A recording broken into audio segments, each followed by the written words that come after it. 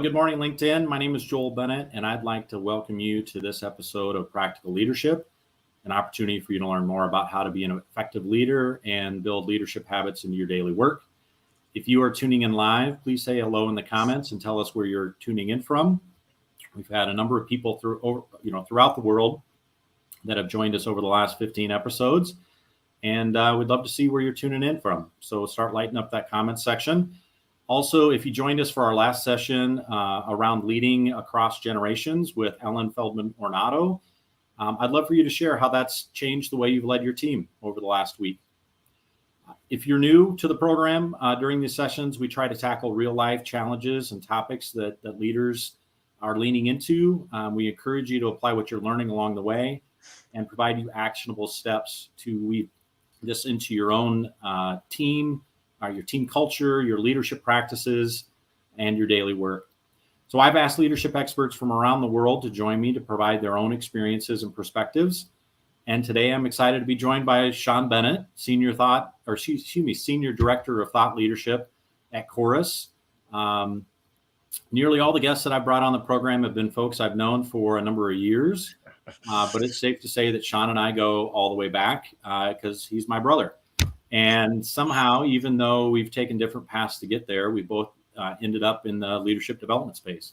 So it's great to have him as my final guest for season 1. Thanks for joining me, Shawn. It's great to see you virtually. It's good to see you, Joel. Thanks for having me on the show. I am inspired by your vision to pull people together and talk about arguably one of the most important topics in our world today. So looking forward to it. Yeah, thank you. Today, our topic is around building team potential through feedback.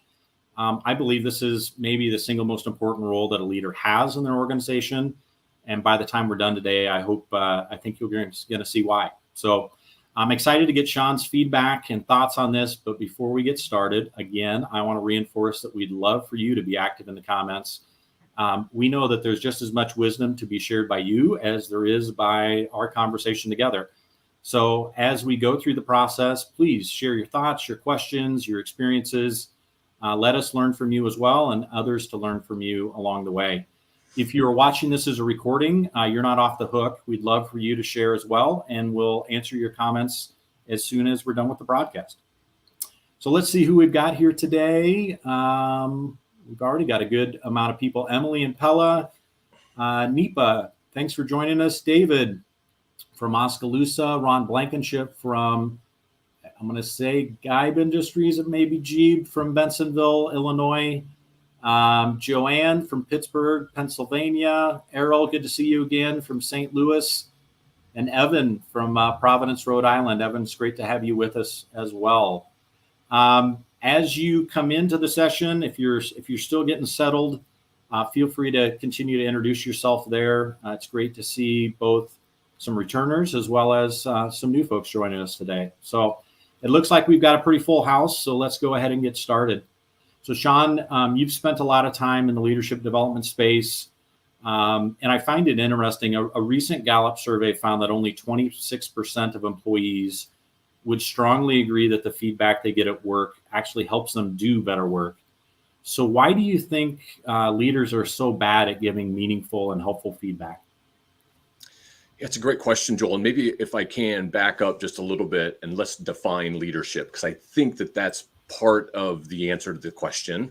When I was 25 years old, I went to a leadership conference with 14,000 people. And one of the speakers in that day was Norman Schwarzkopf, the 4-star general who led Desert Storm in 1991-ish, right? And he spoke for an hour. And I remember when he was done thinking, I would go anywhere for and with that guy. He moved the room. And he defined leadership that day in a way that still inspires me, but still haunts me. And I want to share it with your audience as a way to just to kind of level set who we are as leaders and what our role is. Schwarzkopf said that leadership is defined as inspiring and equipping people to do what they would not do on their own, full stop, in one sentence. Inspiring and equipping people to do what they would not do on their own.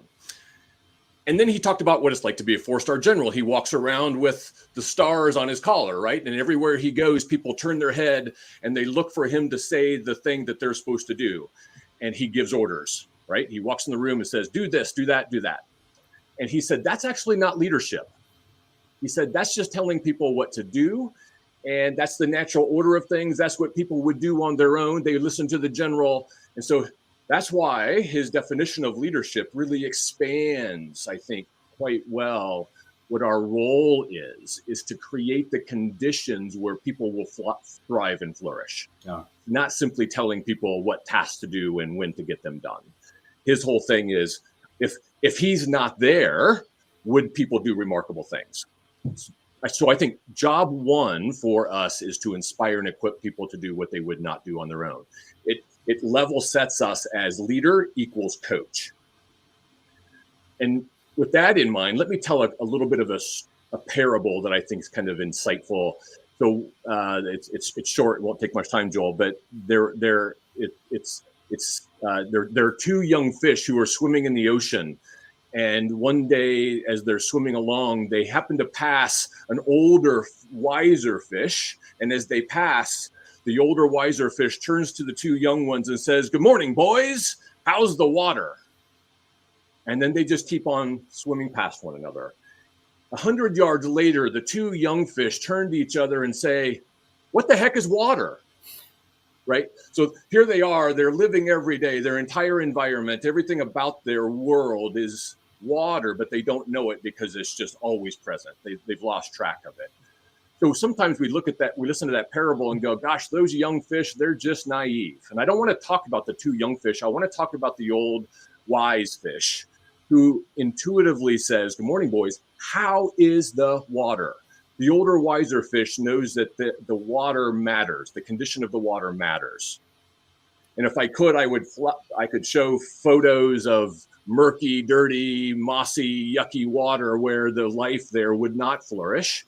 And then I could show another image of water that is clear, vibrant, maybe flowing in a way, right, that brings flourishing to the life. I think that our role as leaders is to stir the water, to stir the environment where our people are so that they thrive and flourish. So today I want to talk about what it really means to stir the water and to help inspire and equip people. And I honestly, I think that the first reason people don't give feedback is they don't see it as their role. They don't see it as really an important thing. They intuitively know, or they intellectually know that, but in their hearts, they haven't given themselves to the responsibility, to the opportunity to do it and do it really well in a world-class way. So that's number one. The other, I've got 2 or 3 answers to that question, Joel. And part of the lesson is, I think that leaders have to, they give good feedback when they've done the work, the internal work for themselves. Let me give an example of some research we learned from the field of education.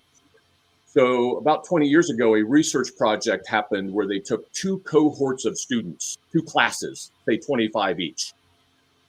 The researchers made sure that those cohorts of classes were pretty equal amongst academic performance, socioeconomic status, race, all of the things that were in those cohorts, they tried to make as equal as they possibly can.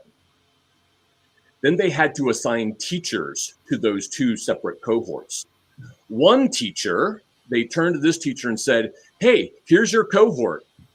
We want to let you know before you get started, they really traditionally, they haven't performed very well. They've been underperformers, and they're your class."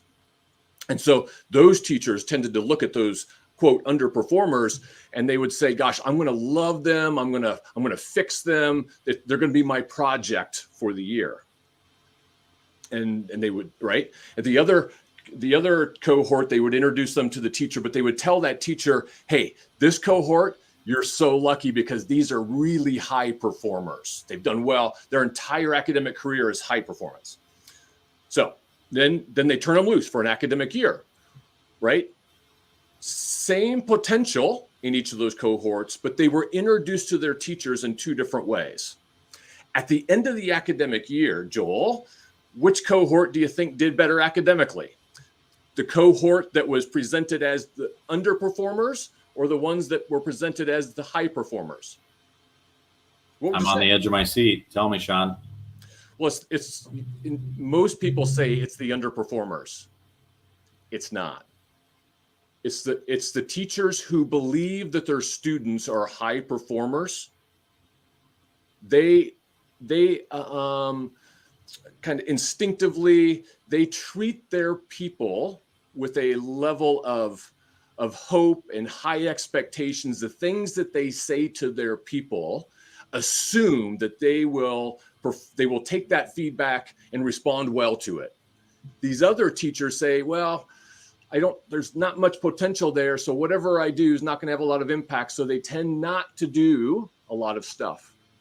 I say all that to say that as leaders, I think the internal work that we have to do is to see our people as cohort 2, the ones that have high potential. Right. That because if we don't, our people feel it.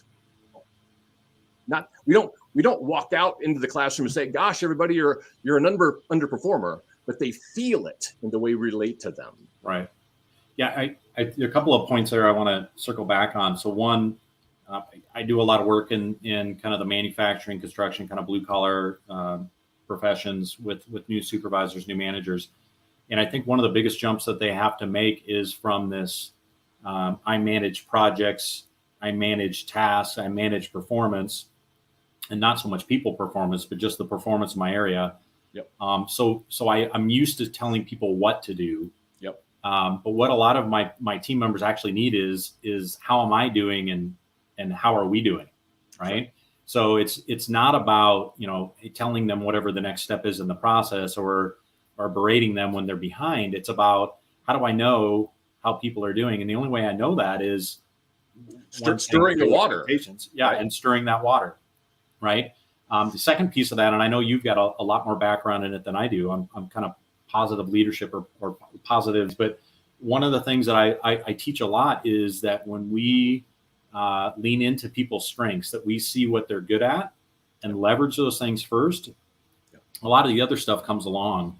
But to your point, if we just focus on the things they're not doing well, the underperformance, typically we've already capped what we think that they're capable of, and they follow along with that. Because people will raise to the level of performance that we expect of them. Right. And if we expect them to be poor performers, they will be that. Yeah. Honestly, it's our work. It's our internal work to see our people as high performers. And if we don't, they feel it, and we can't have the impact. No matter what we say, they feel it in a way that doesn't have transformational impact. Yeah. So pretend I'm new to leadership. I'm a new supervisor. I'm a new manager. And this whole thought process of giving feedback is new to me. And I'm super uncomfortable with it because I'm just unsure how they're going to react. What simple advice would you have for me? What are a couple things that I should keep in mind? Yeah, I think the first, as an executive coach, the first thing I do with the people that I coach, or a leader could do with their employees, is they first have to set the expectation that their relationship, one of the highest goals of their relationship is, as a leader, that our job is to help support their ongoing growth and development. We have to set the stage. I ask the people I coach very early on, I said, what's the best way for me to inspire you? When it comes time to confront you, what's the very best way for me to do that? When I see that you're stuck, how will I know it? And what will you want me to do about that? When you're, what's the best way for me to challenge you? When I see you kind of doing something in an average way, what do you want me to do to help you think about doing it in an exceptional way? If I don't, if I do those questions well early in the relationship, it then becomes natural when it's time to give feedback. Now I'm just keeping my promise, right, that we set up early. But if we don't do that, what I call early work, then when it comes time to having that, what seems like a hard conversation, now it feels awkward. And we're like, oh, I don't know if I can say that. Well, I want them to think it's weird if I don't say it. right. We call that, we have a formalized process for that called a designed alliance, where we're designing the relationship, what we call the alliance between us. And there's a series of questions that we ask each other, because that's provides the framework and the expectation that those coaching conversations or those feedback conversations are going to happen. Right. That's number one. Okay. Number two, I think, is I would say that it's you kind of hinted at it earlier, where we become so hyper focused on our negativity bias that we think that the most effective feedback is to see what's negative, to see what's broken, or see what needs to be fixed and fix it. And the research is quite. I'll point your audience to the research done by Marcus Buckingham in his breakthrough article in the Harvard Business Review called "The Feedback Fallacy." It's a brilliant set of research. He basically says that the most transformational feedback we can give somebody are basically three words. When we see them doing something really, really well, point it out by saying, yes, that, yes, do that. That the more we affirm the things that they're doing well, it triggers in the psychology of that, triggers in them that, oh my gosh, that's high performance. That's what's needed. That's what takes us to the next level. So they tend to get into this cycle of, okay, I'm going to do that over and over and over again. And then you can lean in and saying, gosh, hey, Larry, if you can make that even better, what would you do? But we want to start not with this idea that we need to fix people, but we need to recognize what they're doing well and elevate that.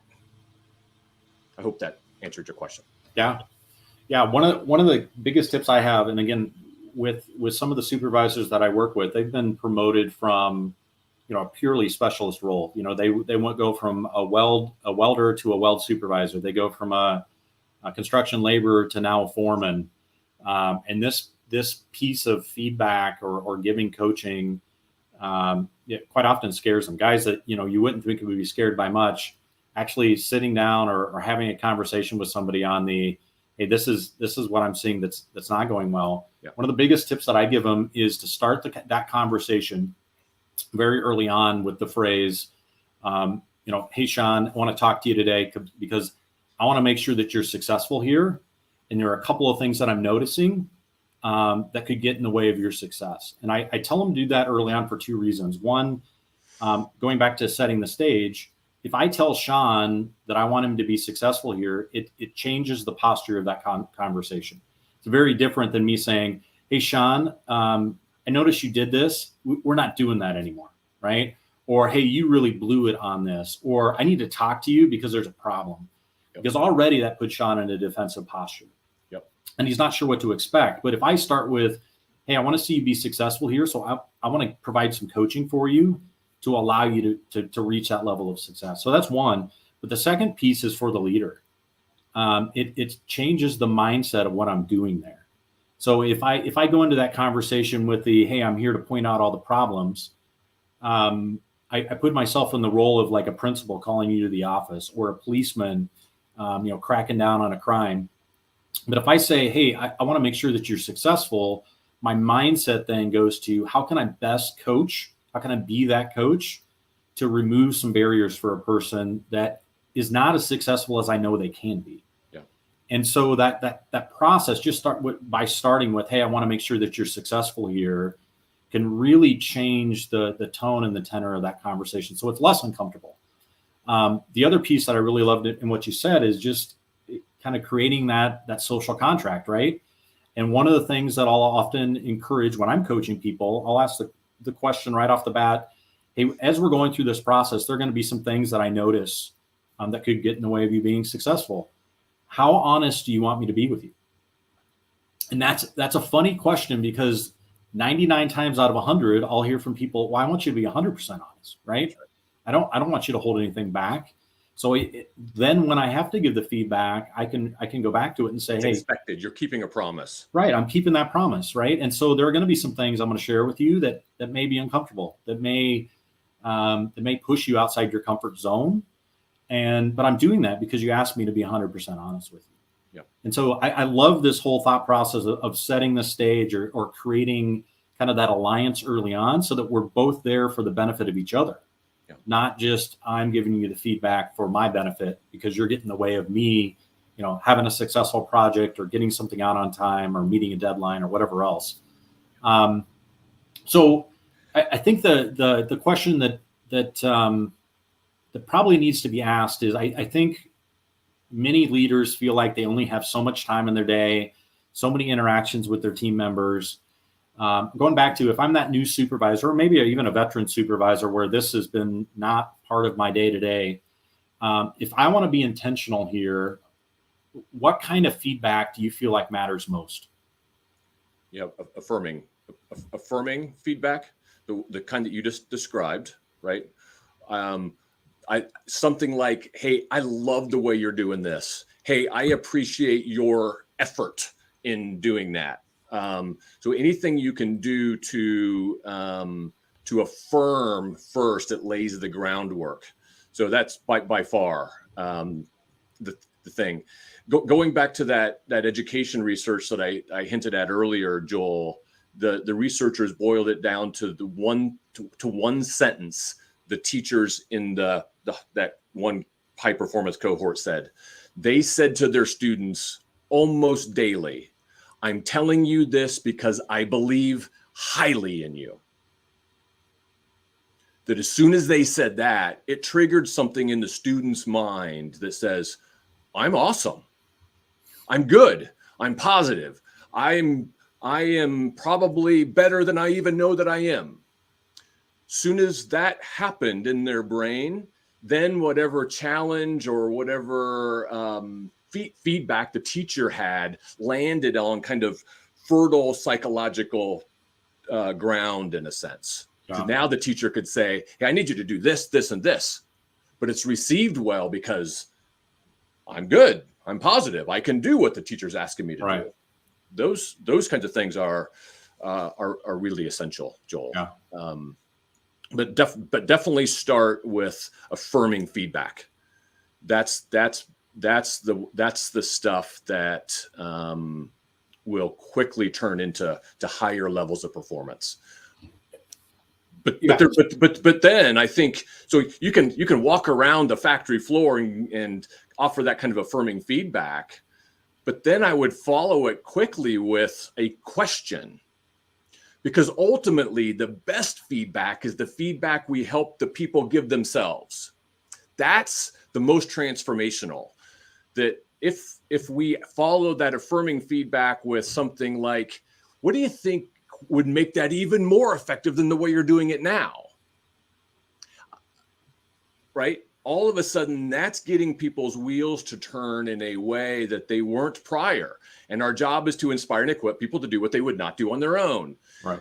And so if I had to be formulaic with this, it's affirm, affirm, affirm, affirm, affirm, and ask questions to make them think about ways to make it even better. Yeah. Then you can kind of feather in insights on what you think they can do to make it better, because you want to kind of build on their existing strengths. But that's the formula. Yeah, I see we've got a couple of questions that have come in, so I want to go to those here in just a second. But one thing I'll add to that, when we do coaching, quite often I'll kind of set the stage with, I'm just trying to understand what's going on in the life of the leader. I'll ask things like, what are the biggest risks or issues that you're facing right now? What are the biggest opportunities that are out there that you could lean into? And typically that they can come up with that list pretty quickly. And then I'll ask, and I don't always have to ask, but I'll ask, like, what do you feel like are the 3 biggest strengths that you bring to the table in this role? And they'll come up with, a number of things. But But my next question is always, so how do you think you could leverage those strengths to solve those risks, those problems, and lean into those opportunities? And it's amazing the light bulb that goes on for people like, oh, wait, we're not going to focus on what I'm bad at. That's right. We're going to focus on what I'm already good at. And that's going to be a key for me kind of getting traction in some of these areas. That's where I would tag on to not just the affirming, but also in many ways it's similar, but helping them, reminding them of the strengths they bring to the table to allow them to solve some of their own problems. And definitely, the question of, how can I support you in that, or how can I remove some barriers for you, are great. But quite often the answer is already there for them. That's right. And so I think that's fantastic. And it goes back to the education research earlier, right? When this one set of teachers basically believes my students aren't gifted. They're not filled with strengths. Right. The other ones say my students are gifted. They are filled with strengths. So they tend to pull upon them to help these students solve their own problems. That's the internal work that we have to do. If we don't do that, the script doesn't work, because they feel what we really believe about them. Yeah. So let's go to a couple of questions here. Anthony asks, how have you done this to increase performance, and how has it changed since the pandemic? I wish I could follow up to what it means to increase performance. So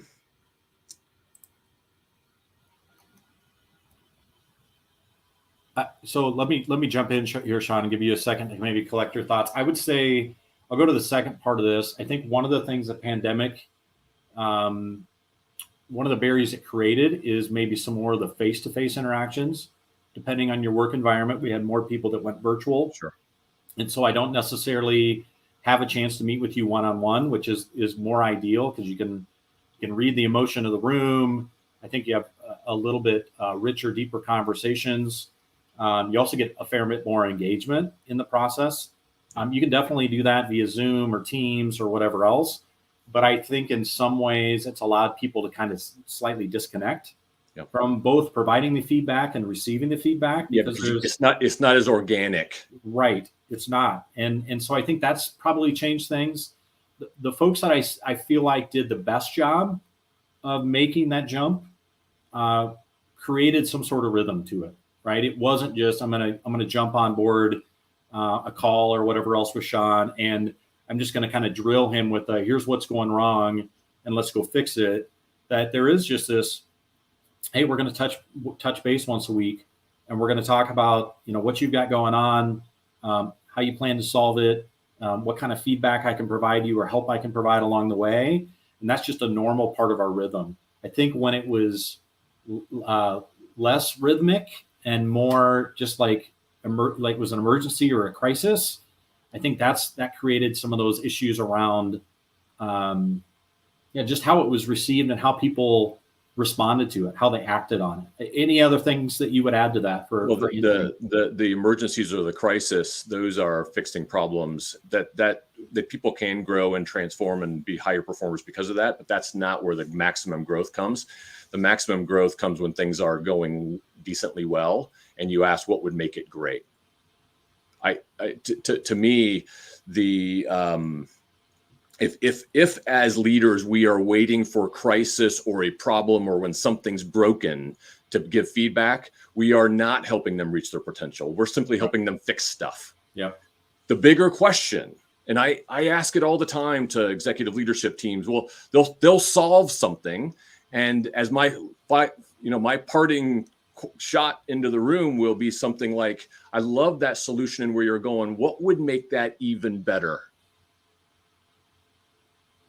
And 100% of the time, their wheels start thinking and elevating the conversation.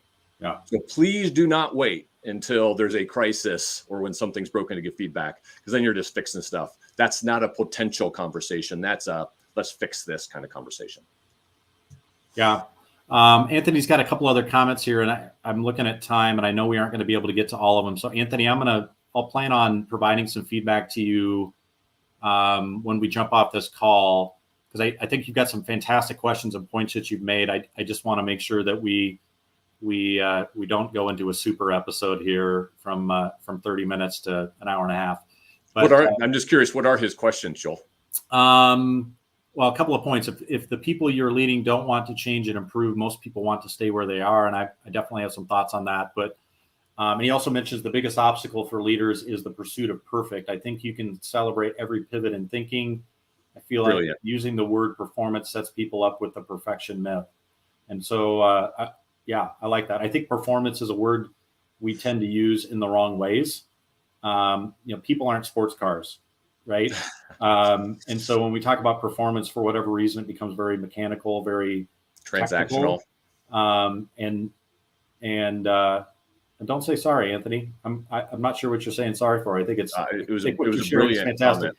So anyway, I'll jump in and provide you a little bit more feedback after we're done. I just want to make sure we don't go over too far. And then Joe Tomaselli said, trust yourself to how you connect with people and do more of it because you believe in people. That's great. That's a great summary, Joe. And it's great to see you back with us today.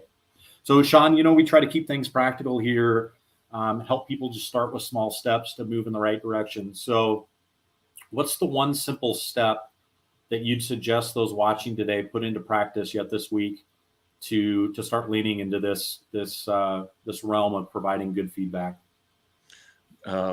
Go out and have what I call the designed alliance conversation to set the stage for the feedback. Make it an expectation so that when you have to keep your promise, or when you get to keep your promise, it lands well.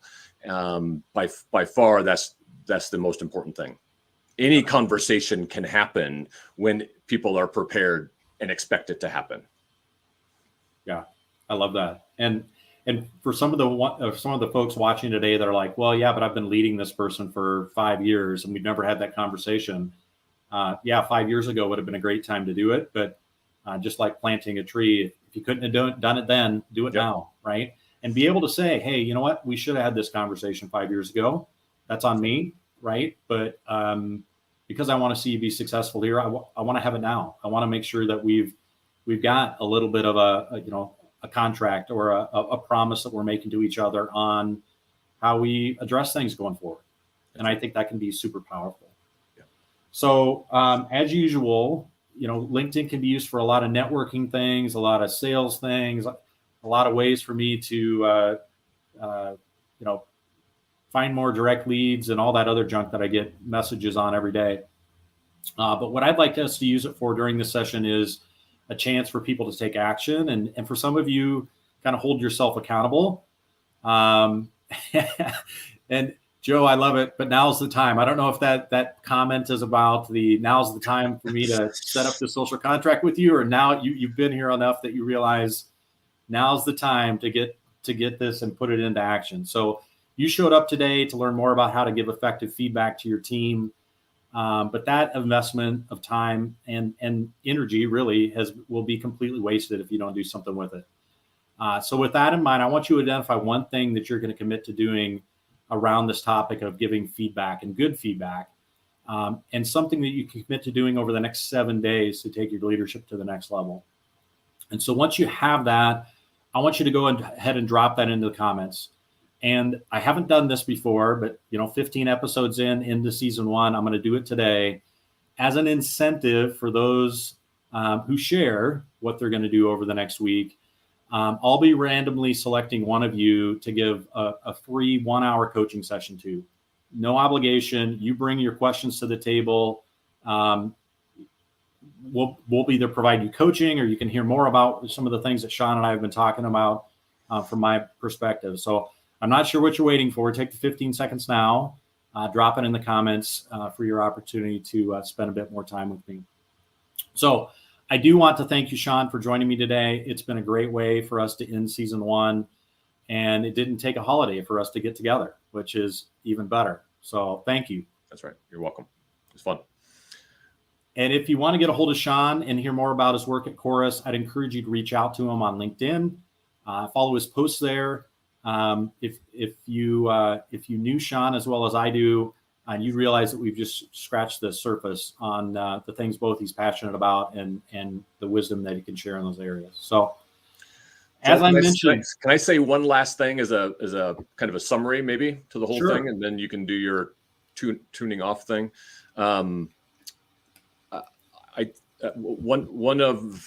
One truism about leadership is that leaders are not held back by their skills. Leaders are held back by their mindset. And so as we talk today, so much of what we talked about is the mindset that we have as leader. When we get that right, the things that we do to take action, the skills that we do to deploy our mindset, those will naturally kind of take care of themselves. But the real work is inside of us. Yeah, that's perfect. That's a great way to end it. Thank you. So we've done 15 episodes of Practical Leadership, and I've been really happy about how it's gone. We didn't know what to expect from this series, whether anybody would tune in. And I feel like we've had some fantastic guests from around the world, folks that I would go to for advice on a number of different topics. But even more, we've had great engagement from all of you during those sessions and how you are trying to apply what you learn in between our sessions. So as we put season 1 in the books, I plan to take a little bit of a pause to spend a little bit of time planning season 2 and the ways that we can help leaders like you tackle the challenges you face every day within your organizations. But just like everything else that we do during this series, I'd really like you to be part of the effort, that process. So I would love to hear from you on what topics you'd like to learn more about, what issues or challenges hit you the most, and how we can make the time that you invest here even more valuable. So if you're willing, I'd love for you to add that in the comments as well, or keep an eye out for my posts on LinkedIn soliciting your feedback. If you're more comfortable, you can also just shoot me a message on LinkedIn in a private way if that's not something you want to share broadly. But as always, if you're watching this video as a recording, I'd love to get your feedback as well. So thanks in advance for sharing your thoughts. Everything that you share is going to help us make Practical Leadership later this year even better. And if you're looking for ways to develop your own leadership or create opportunities for your team to practice the behaviors that will take their leadership to the next level, I'd love for you to reach out and talk with me about what that could look like. And if you've stumbled upon this video today and we're not connected on LinkedIn, please send me a connection request. Mention that you saw the show, and we'll remedy that. I'm always looking for ways to connect with more people who have a passion around leadership development. But regardless, I'd like to encourage you to take something that you heard today and put it into practice as soon as today so that you can be the leader that your team needs. And especially during a busy time of the year, especially as change hits your workplace, especially as you continue to grow as a leader. So I hope that you have a great rest of your week. And I just want to wish you blessings as you push into your leadership journey. Thanks.